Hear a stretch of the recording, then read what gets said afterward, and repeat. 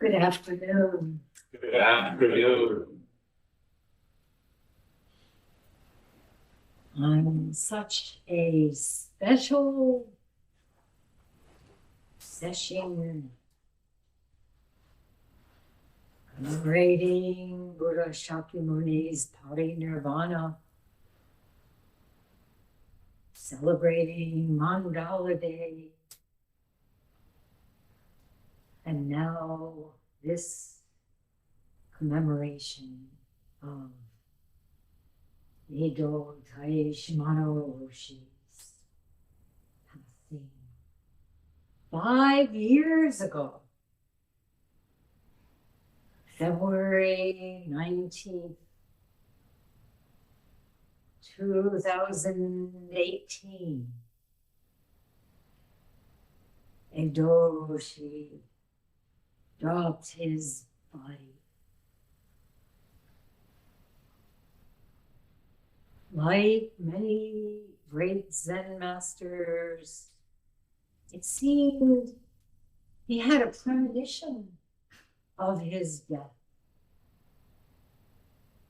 2 days before, at Shogenji Junior College in Gifu, Japan, he had given a Teisho, something he had done there every year for decades. But this time, he focused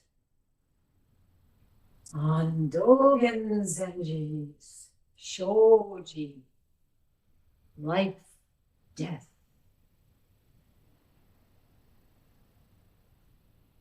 It begins.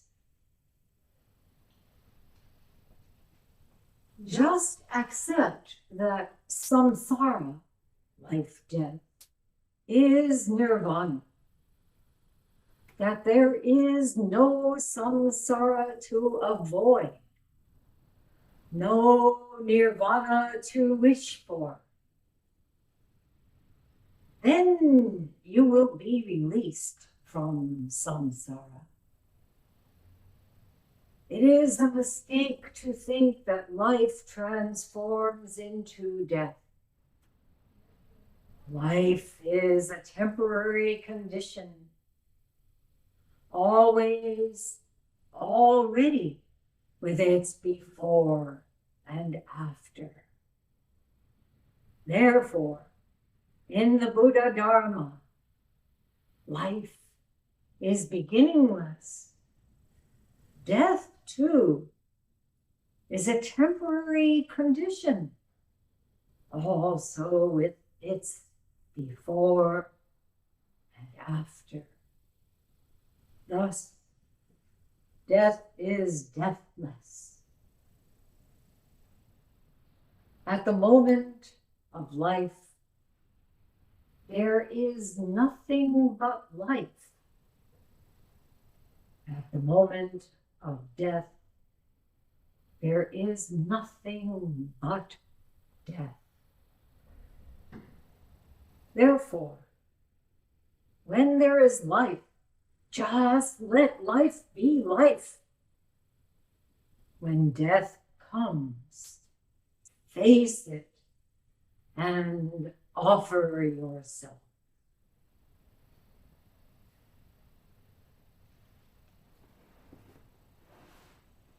It is Teisho, which Zensho Martin Hara kindly made available to us in translation. Eido Roshi commented, all of you are alive now. This is living. While you're alive, there's nothing but life. But I doubt that anyone, when you're just letting your mind wander, has this deep sense of, I'm alive now. I'm living. when we live each and every moment to the fullest, in the time we call living, there is nothing but life. He continued. Dogen said, at the moment of death, there is nothing but death. So it's the same thing. Buddha has given us this tremendous gift. That is, we have no idea what day, what month, or what year we will die. It's a tremendous gift. It allows us to live each day as if it were our last. Ichigo, Ichie. Unprecedented. Unrepeatable. This is how we have to think. We might meet again next year. We might not.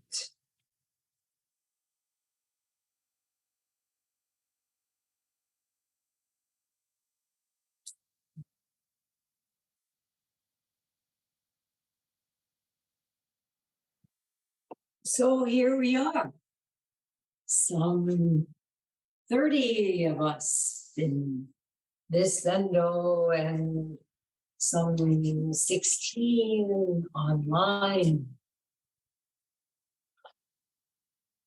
We make so many assumptions.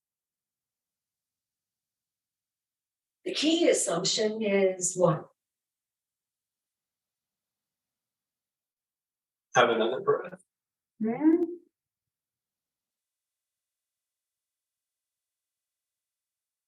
That we're going to wake up tomorrow. Max, say it a little louder. That we're going to wake up tomorrow. Yes, the key assumption is that we're going to wake up tomorrow. That this body will still be alive. That we'll be able to come together again for the next session.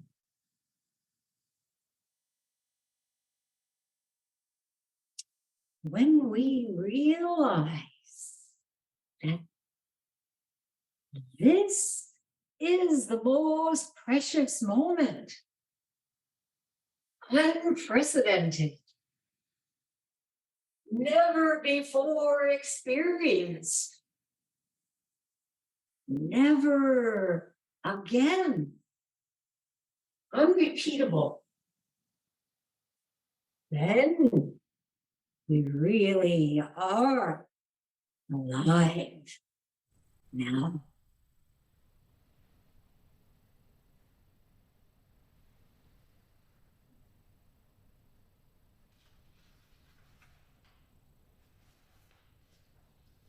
Eido Roshi was such a brilliant teacher.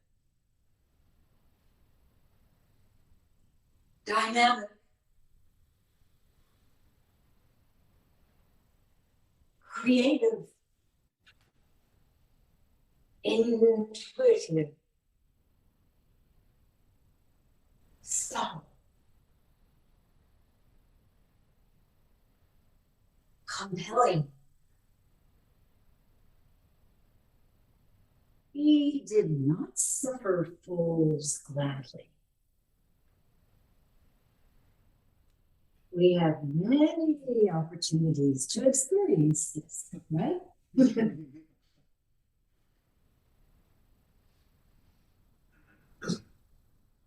He challenged us always to drop our assumptions, not to become complacent,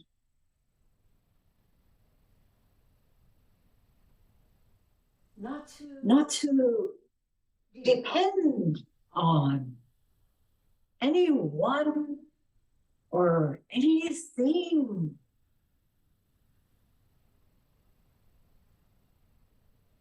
To find out who we truly are.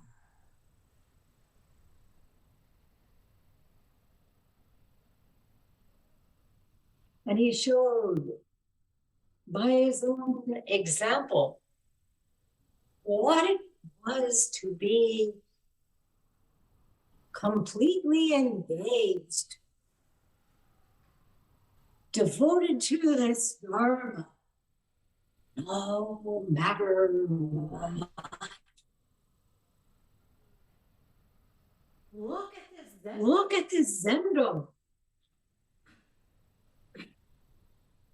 former carriage house with horses whooping on the floor. And Daigo Zendo,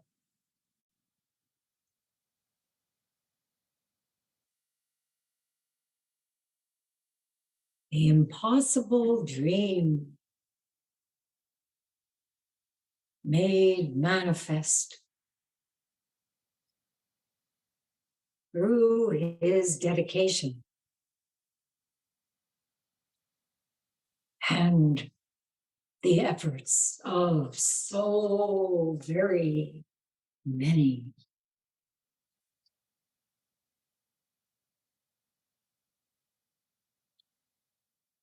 He relentlessly pushed us to probe into this matter, to go further, to see our habitual reactivity,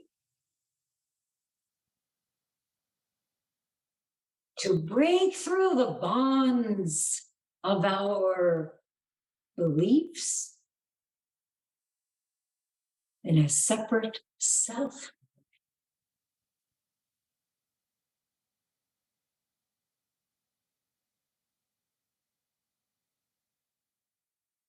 Master Rinzai said, all we teachers can do is loosen bonds and cure illnesses.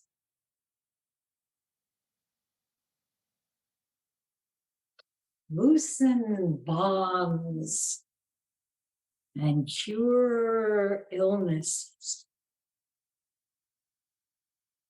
What's the fundamental illness? Suffering. Ignorance. Living in ignorance of what we heard yesterday the Buddha called the 3 marks of existence. Anicca, impermanence. Dukkha, unsatisfactoriness. Dis-ease, suffering. And anatta, non-self. And we have preferences, right? We try to hold on to what we like, forgetting that as soon as there's form, it's already begun to disintegrate, disappear. Bye-bye. There is no unchanging substance to anyone or anything.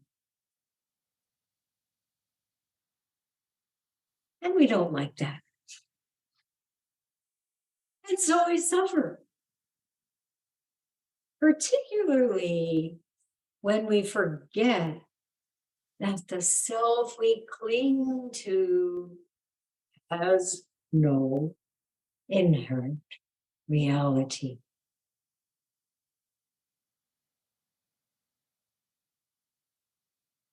In his later years, Eido Roshi delved ever more deeply into case 2 of the Mumonkan, Yakujo and the fox. The story goes that every day an old man would stand behind the monks when Yakujo was giving Teisho. When asked who he was, he told Yakujo, "I am not a human being. Long ago, when I was head monk on this mountain, someone asked me, does an enlightened person fall under the yoke of causation? I answered, no. Uh-oh.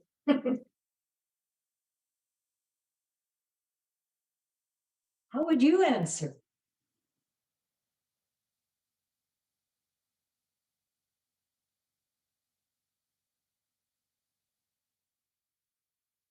I neither am nor am I not.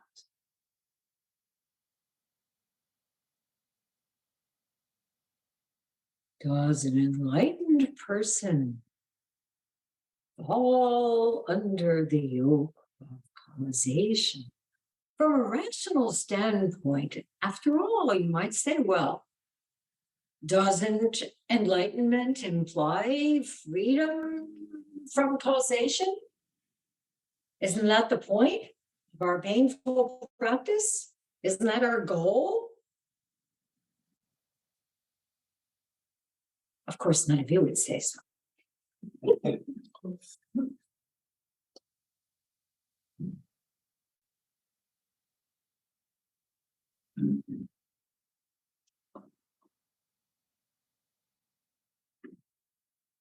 So we really have to look deeply into this.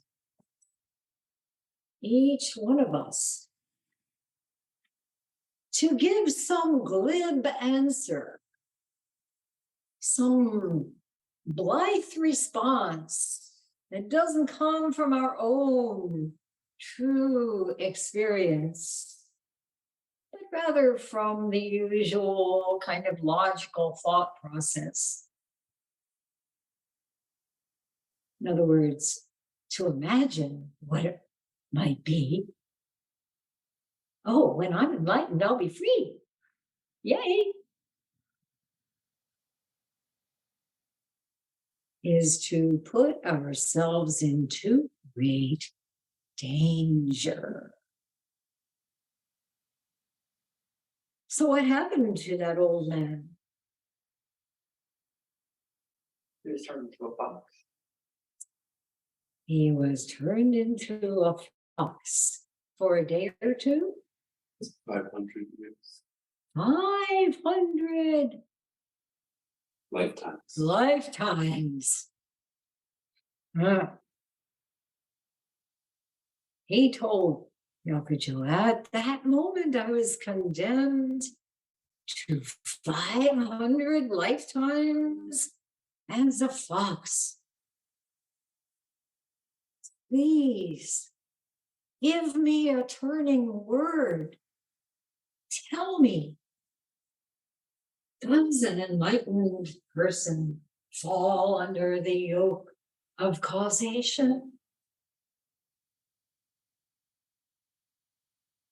Yakujo said,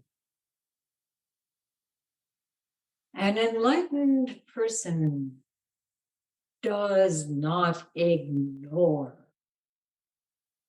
causation.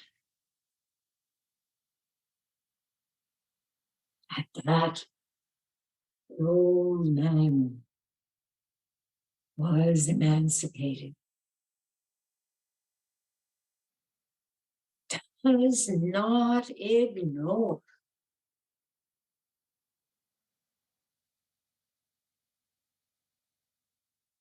Does not think, okay, once I get out of causation, I'll be free. It's not apart from, but within.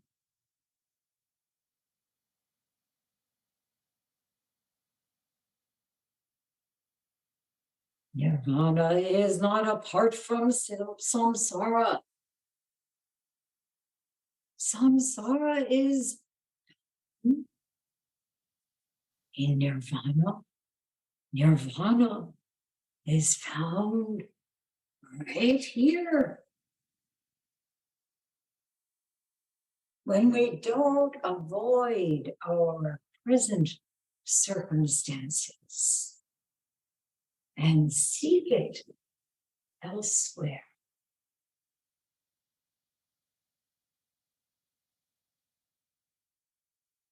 The Spanish philosopher George Santayana said, those who forget their history are condemned to repeat it. It's another way of saying, if you ignore your karma, you will be caught up in it again and again. The great teachers of the past and present are keenly aware of this. It's not some intellectual understanding. That awareness comes from facing our own 500 lifetimes and not ignoring a single thing. This is what is meant by the courage to practice.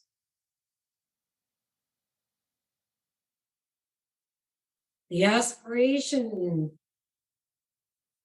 to live the 4 great vows, moment by moment.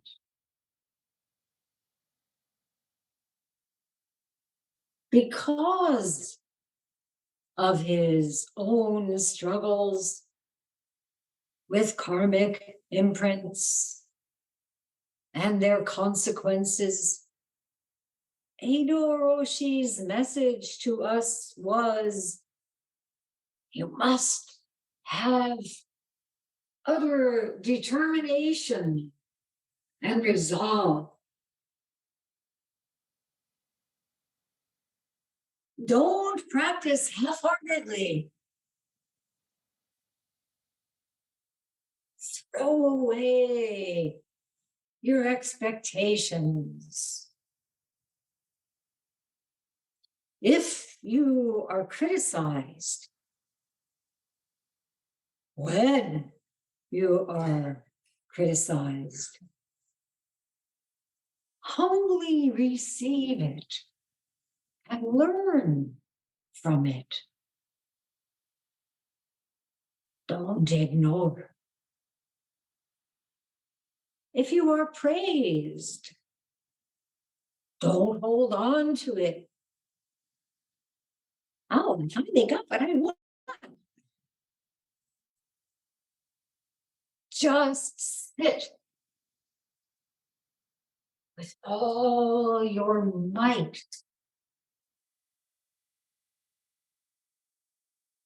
Don't try to figure it out, whatever it is. penetrate into the real, which is not the rational.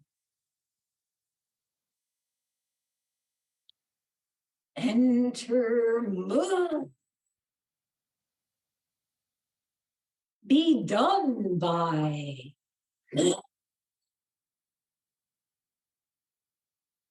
And when you get up from your zazen to take on many demands of your life, let your actions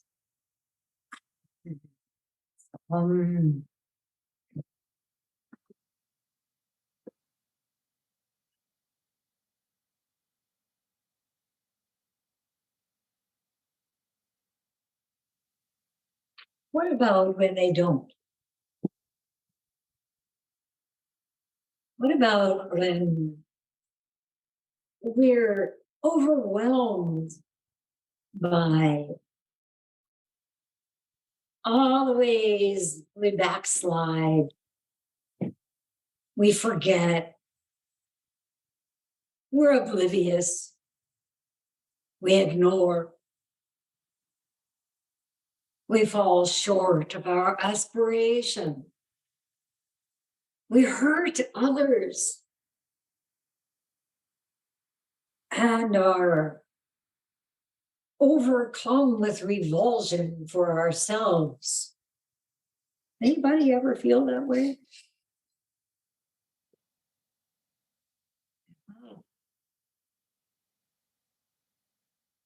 So, what about then? You know, Eido Roshi's greatest teaching was compassion, based on acceptance. Not just accepting what we like, what we approve of, what we admire, but acceptance of the whole enchilada. The messy, stinky, complex, ever-changing nature of being human.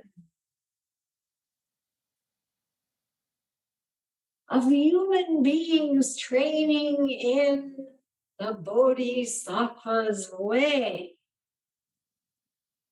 Lifetime after lifetime.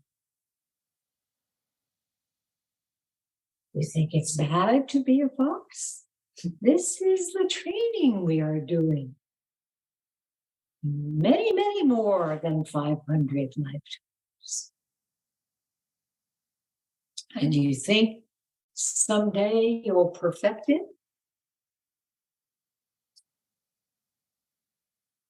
Maybe you think you already have. Anybody? They do say that nobody is perfect. And we are all perfect, just as we are.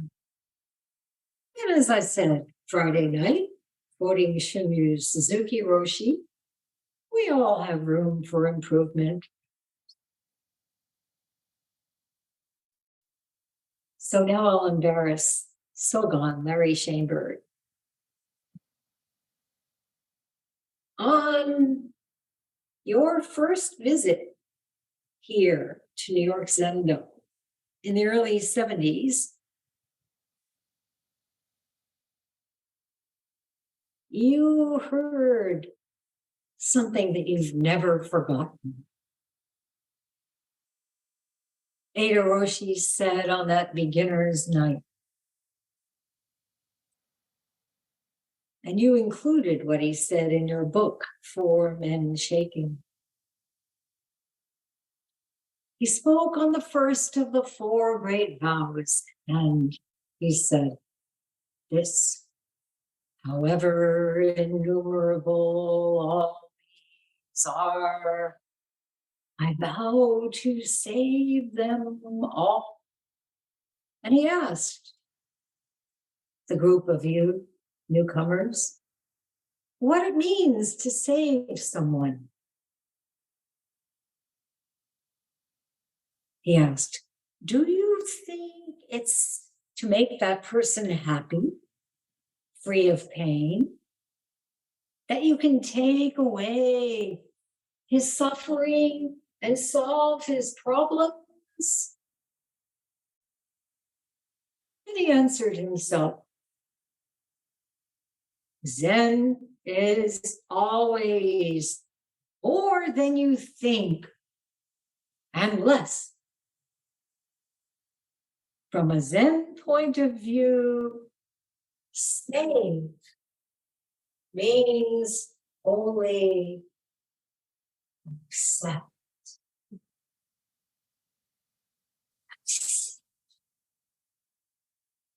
You want to save a sentient being?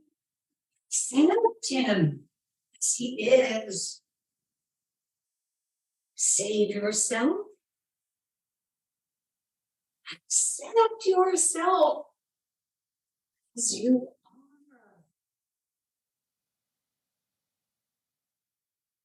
are. And, this may be the most difficult thing for us to do.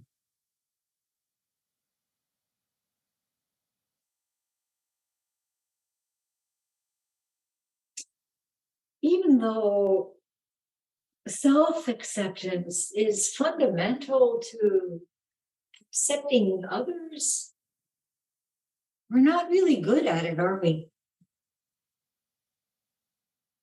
Most of us have grown up with conditional love.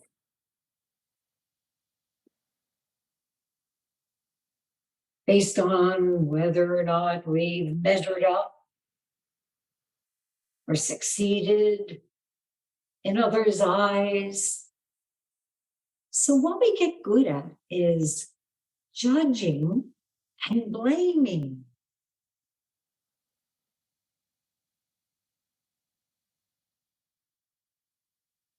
What about when we make a mistake or forget to do something or do the wrong thing? Maybe we identify with it. We think, that's who I am. There I go again. I'm such a fool. I'll never be worth anything. I'm such a bad person. Maybe I don't belong here. And then we keep twisting the knife.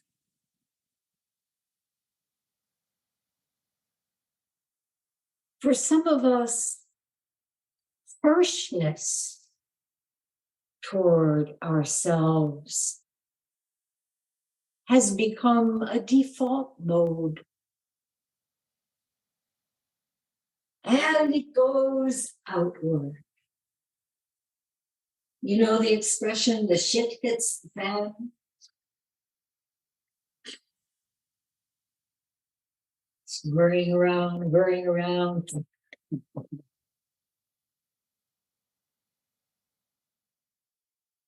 And then we carry it forward.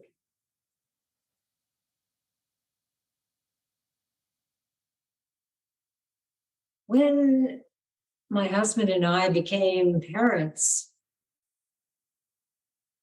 I remember hearing myself chiding our son for something. I don't remember what. But I remember thinking with horror, that's your stepfather's voice.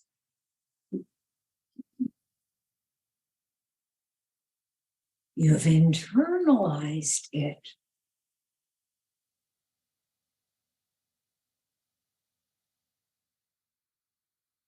I remember going to Doksan with Sogen Yamakara Roshi on one of his visits to Daibasatsu Zendo and telling him, I'm so discouraged by my inexhaustible delusions. Bono mujin se gandan.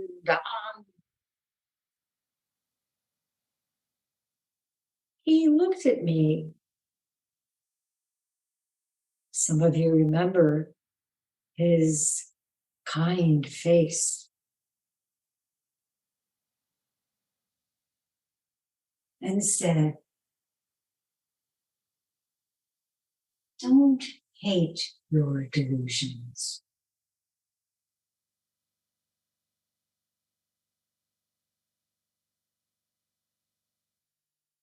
Unforgettable.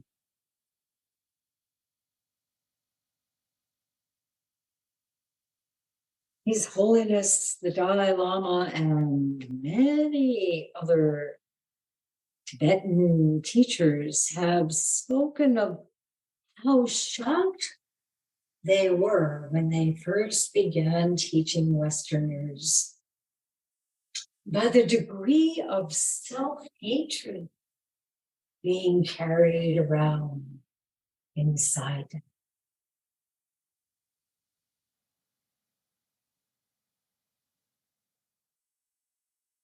Some of you may know John Wellwood. He was a pioneer in the field of East-West psychology. He died in 2019 as well. And he wrote, such an intense degree of self-blame is not found in traditional Buddhist cultures, where there is an understanding that the heart-mind, also known as Buddha nature, is unconditionally open and compassionate.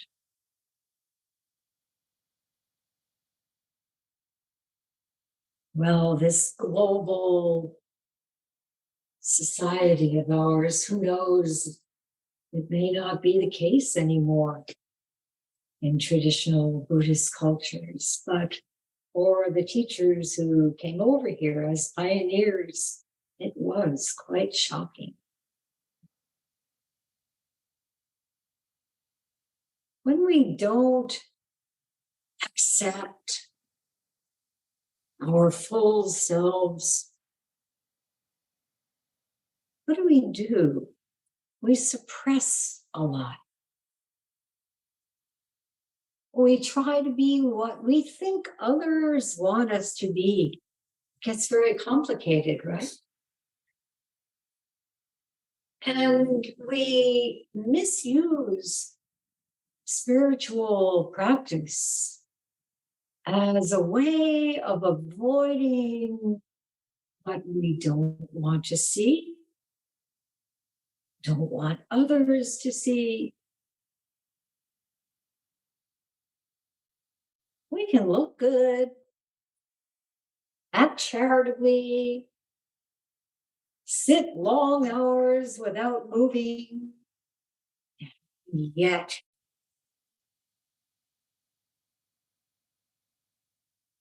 when we're not in touch with old karmic patterns and inner wounds, what's covered over can become quite toxic and can erupt at the most inconvenient times. Wellwood called this spiritual bypassing.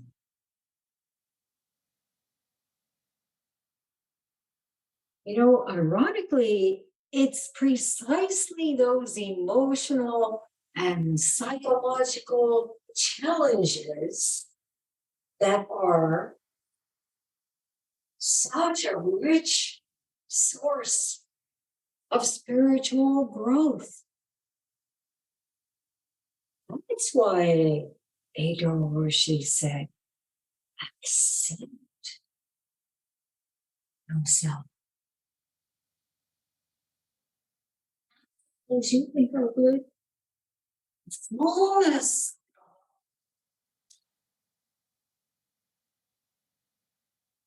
Eido Osho, in his wonderful talk yesterday, quoted Bodhidharma.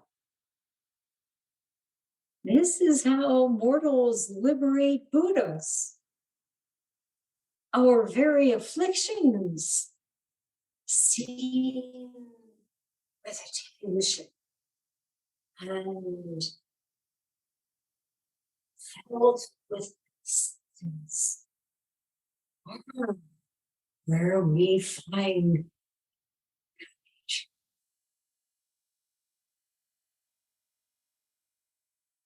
So it's pretty radical, this practice, eh? And even when our afflictive habits rise up again, and those little moments when we're not paying attention, once we've had the experience of letting them go, of seeing that they have no substance, we can stop right there and see that as anicca, dukkha, anatta, nothing to grasp after, nothing to blame. When your mind is wandering, just return to the great ease of this way. Your Zazen knows what to do. Return to one. Just this breath. Just there.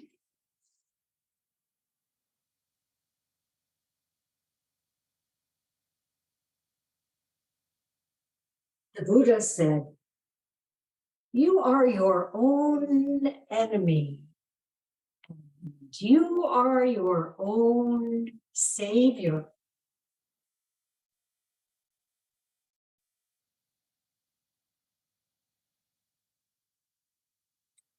Just as our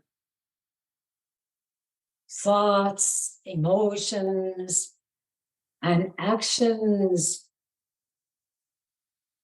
are the primary causes of our suffering. Our thoughts, emotions, and actions can be the source of our freedom. That's what we're doing here. The transformation is up to us.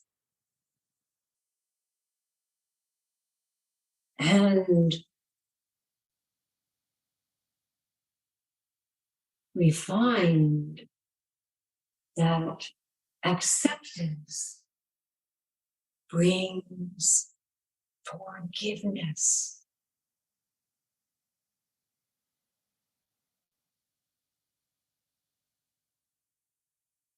This is really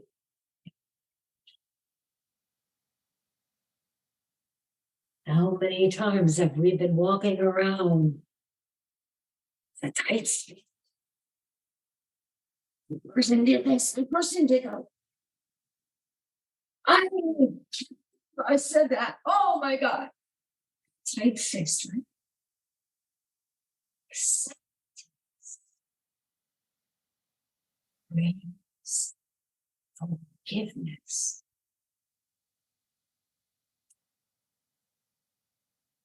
What a gift for Give.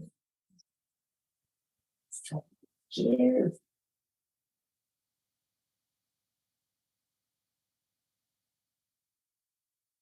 To feel the heart, mind open. There is where our sincere aspiration and motivation for compassion come about.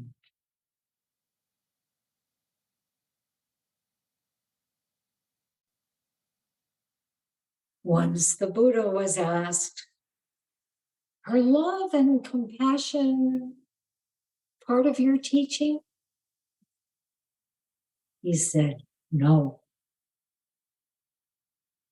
Love and compassion are the whole of my teaching. Karuna.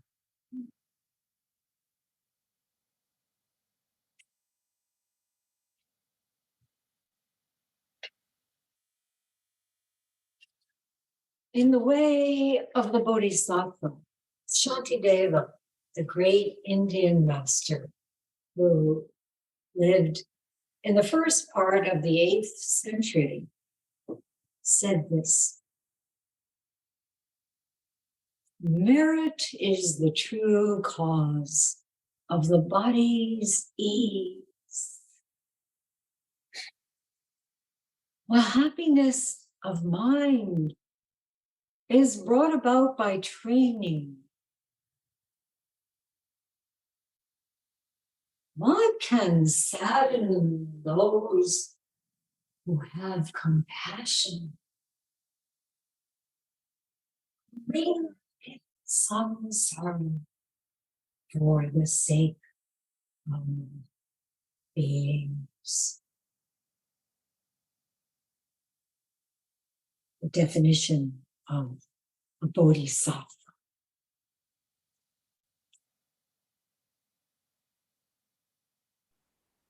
Some request is being made.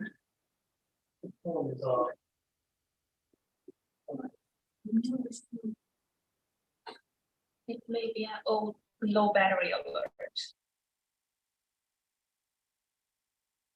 No battery.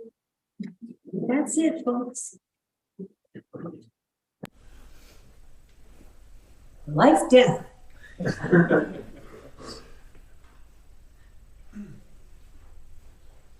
Well, and we have a few more words, and whether they're recorded for posterity or whatever that is, or not, doesn't really matter. But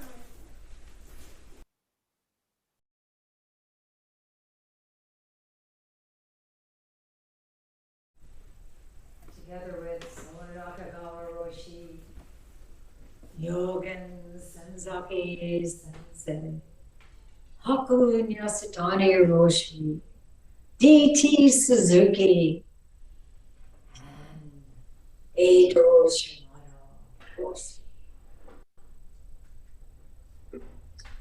As some of you know, it was Soen Roshi's dream while living in solitude on Mount Daibosatsu in Japan to establish what he called a training center for bodhisattvas on that Daibosatsu ridge. But his dream came to fruition on another mountain, one here in the United States,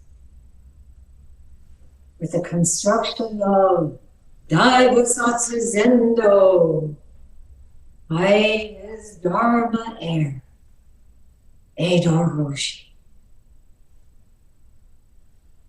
Shoboji, the temple of true Dharma, where we are sitting now. And Daibosatsu Zendo, great Bodhisattva Zendo.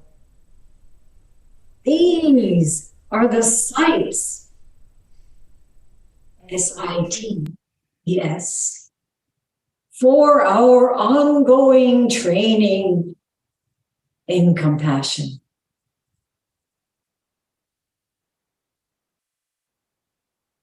The Vimalakirti Sutra describes this training to generate the love that is truly a refuge for all living beings. The love that is peaceful because free of grasping. The love that is not feverish because free of passions.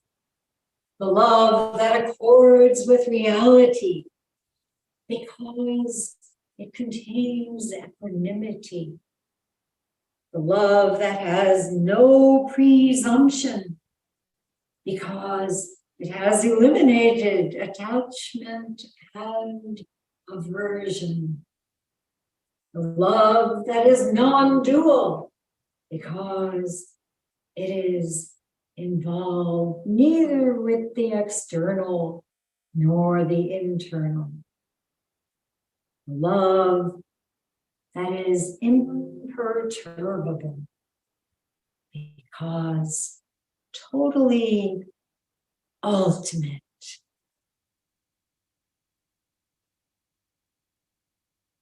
So, to undertake this training is to surrender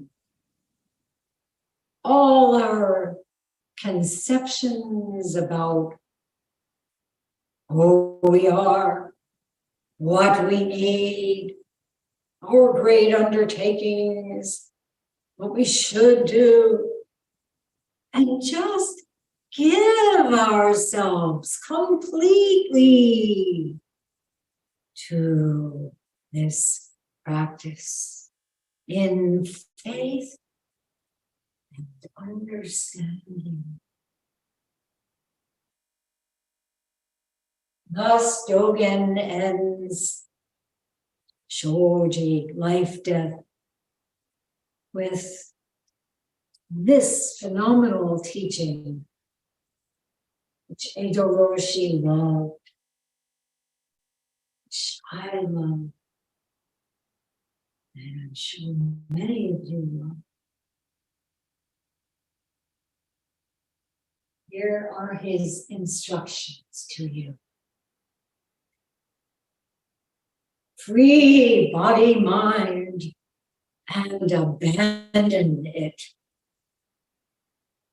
Throw yourself into the house of the Buddha.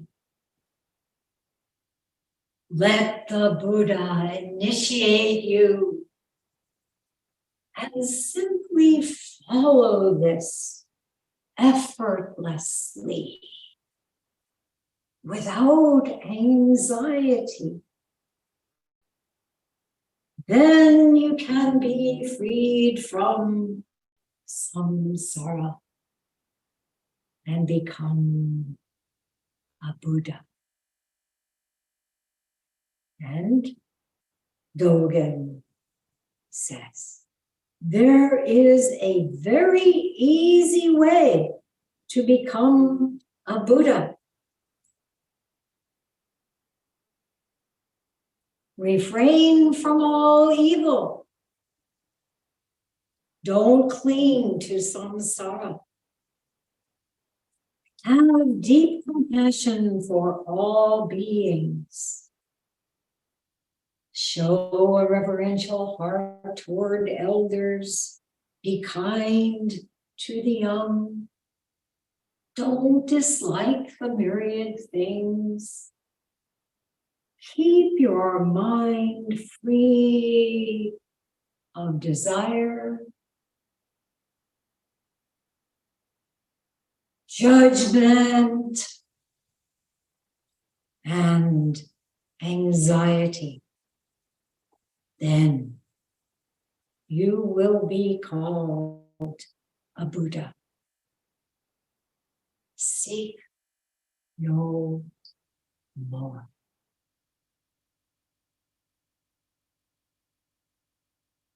Thank you, Eido Roshi.